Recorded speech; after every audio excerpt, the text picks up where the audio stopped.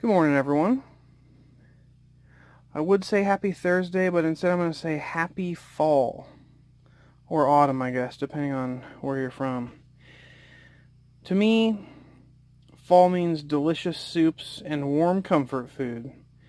Instead of talking about the construction today that's going on here, I thought I'd just share a recipe and basically how I cook. I just call it an 8-hour stew.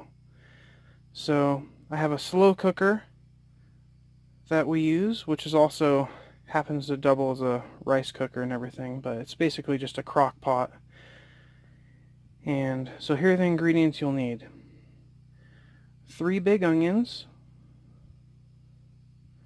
2 whole heads of garlic, 2 shallots, some salt. I recommend sea salt because it has lots of other minerals and stuff in it. Some vinegar. I usually get the one with the mother. It just has like live cultures and stuff in it. Supposedly it's just better for your digestion, I guess. But I use it to help break down the meat, so it must be true. I used at least 2 pounds of rump roast. Whatever's usually cheapest. It can be a tough meat. It doesn't really matter because it's going to cook for so long it'll even turn out delicious if it's really low quality, low cost meat. Then I have celery. I usually get just the hearts of celery because I'm lazy and don't like cutting all the outer stuff off. Then I have beef broth. I am using 2 of those. It's 32 ounces of it, which is 2-pound containers, so I'm using 4 pounds or 64 ounces total. That's like 8 cups of liquid. Then I also have these organic mushrooms here. They're baby bella mushrooms. And then just some water. You can use your tap water, I guess. I just get this because, we are off-grid here and we truck in our water. And right now we don't really have a potable water tap source, so we actually use like bottled or water purchased en masse by like the 5-gallon, fill in those big containers. So you can use whatever water you want. And I got these carrots here. These are like the rainbow carrots, so they have like the purple, the orange, the nice light looking yellow ones, and the traditional regular ones. And I just use those because they have a really nice different taste, the different carrots do, and they're really sweet. Then back here I have right here, this is going to be a red wine, okay? And then that's olive oil. Just put a tiny bit in there. And that's it. So now I'm going to go ahead and cut all the smaller ingredients into just, rough chops. Doesn't really matter. And same with the carrots and the celery. These are going to get quartered. And so I'm just going to process all these veggies. And then I'll show you what we do to get started on this. Alright, so this is how I prep the onions here. The reason I'm going to go over the prep of the vegetables and stuff is I find that, some people make the same recipe and then they'll claim it's completely different. I find that the actual size of things as they go in the pot matters a lot because it changes how big they are in the end, and if they, even totally disintegrate, or if it's a giant chunk of onion that hasn't completely cooked all the way, or something like that, So anyways, I take the onions and skin them, and then cut them in half like this, along the core. Then I take it like this, and just put it down, face down, and I cut it 1, 2, 3 cuts this direction. Then I'll just turn the plate like this, and then cut like this.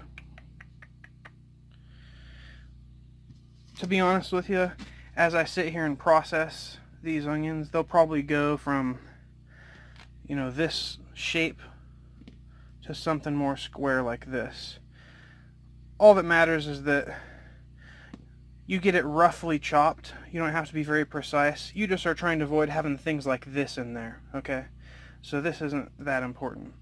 So I'm going to get the rest of these onions chopped and then move on to the rest. Alright, so I'm filling up this crock pot here, and it's already really full of onions. I know it will cook down, but I think I'm going to stop at 2 giant onions. You know, these are really big. Normally I'll use 3 normal sized onions, but if you look at the size of these, they're massive, so I'm just going to use 2. And probably like this many carrots. They're about this big. I like more red than I do orange. Alright, here we go. I think making crock pot and slow cooker stuff's about saving time, so I just really line them up on a plate and just chop, chop, chop, chop, chop, chop, chop, chop, like all at once. Now, this goes in here. Okay, now the garlic.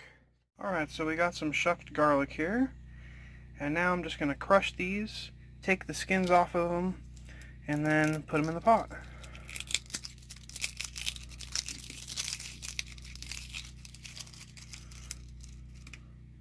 That's how I do it.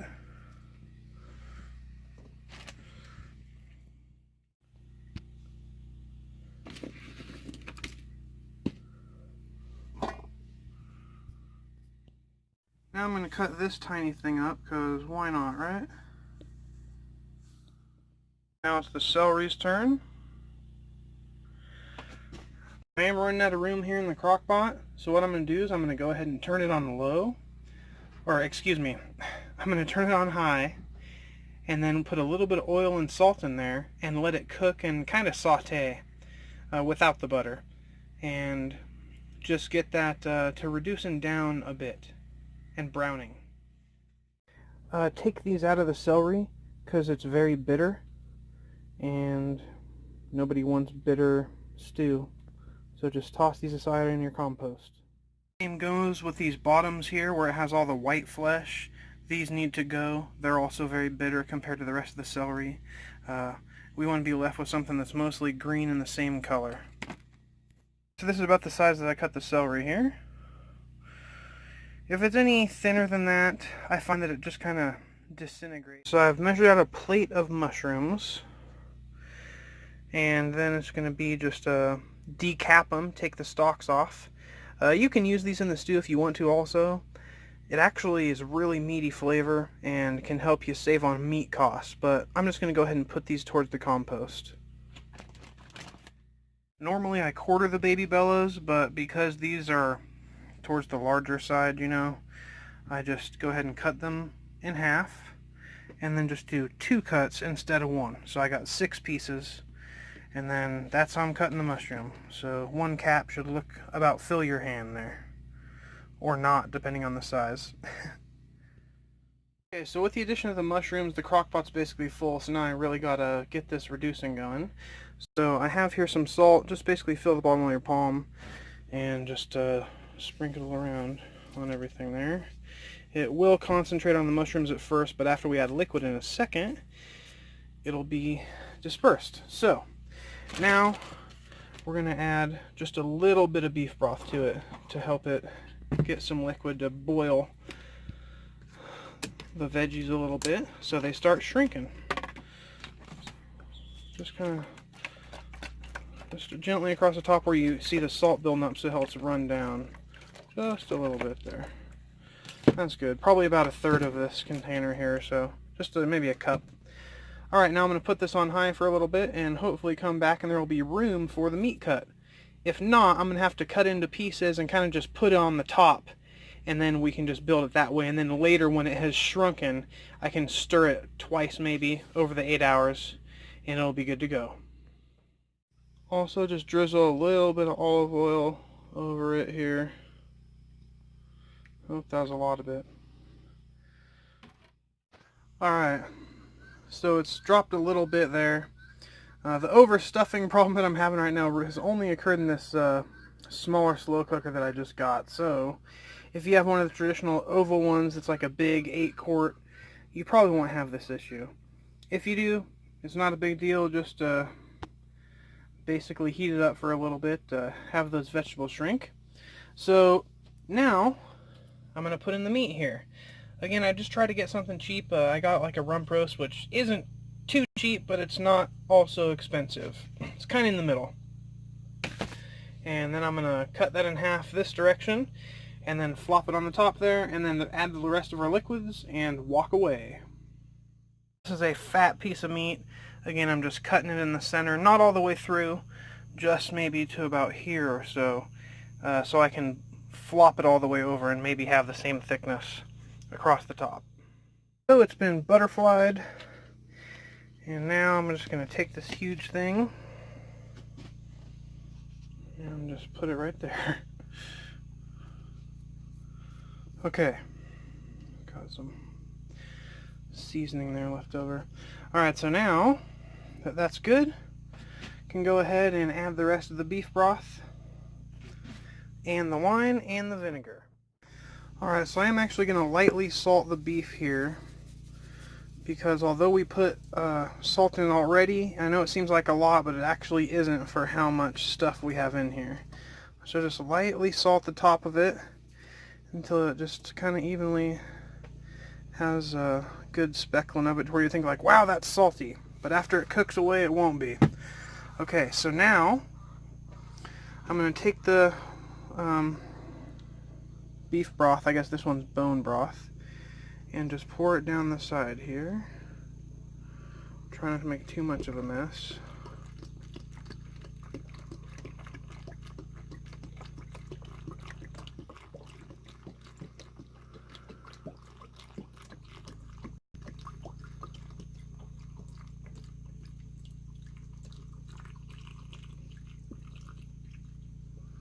One.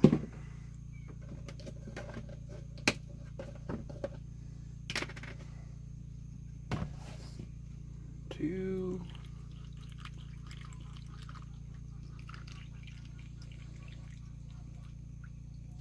Okay, so that's already up. It's like 1.5. So now what we need to do is we need to wait for the volume of the vegetables to be reduced, and we'll probably have to add some broth and water throughout it. Normally, because apparently I had a giant crock pot in the past, I would have to cut it with water. But this time I've used mostly all broth, which I honestly would prefer. So the last thing I'm going to do, since this is totally full, is grab this vinegar here. Hopefully the cranberries and honey doesn't make it too weird, but this is going to help break down the meat as well and make it really nice. Just a nice little pour over the top of it. Not a ton. This will just equal a few tablespoons, which won't really make a huge difference in the taste. It won't come out vinegary or anything. Alright, so now that's it. I now wait for this thing to cook for a while. I set mine on low. It's on high right now because I'm trying to get it to reduce so I can add the rest of this broth. I'll probably put it on high for 2 hours and then on low for 6. Yes? And that's it. My slow pot roast. Now just wait for the next video coming up in a second. It's going to be amazing. Fast forward 8 hours, and this is what you're going to get. Almost forgot the most magical ingredient. Alcohol. So, one problem though, this isn't red wine. Even if it was, I wouldn't want blackberry red wine. It's my homemade vegetable broth. So, I have no red wine. I'm going to add some of this for its alcohol content to help break everything down, but I would really recommend a red wine.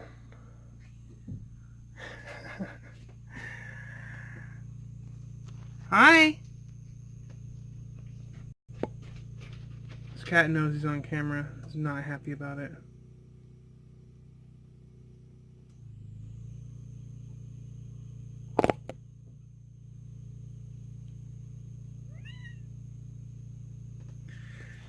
So, add the alcohol. So here we go. Pop the top.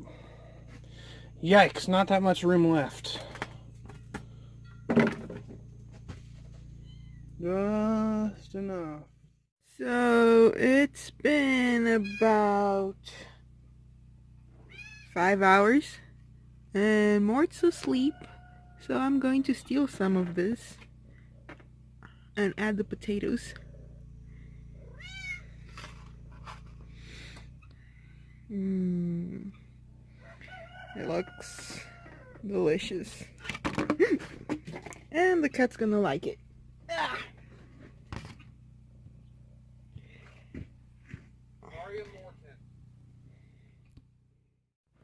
5.5 hours later, we're finally starting to get the beef flavor dissolved in here.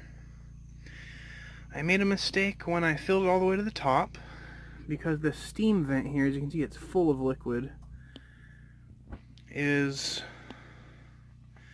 well, basically was clogged and didn't let all the steam out. So it stayed the whole liquid level, didn't really thicken or reduce at all. So now I've got it up to high to get it to a nice boil, and then it's going to reduce the rest of the way. But check this out. Plastic fork, giant thing of steak. Look at that. You see how it's starting to just fall right off that? Let's get in there.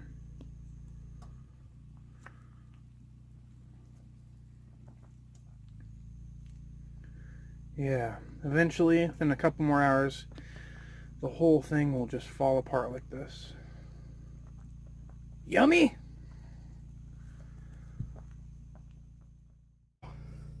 It's 8 hours later. Look at how much has fallen, about an inch.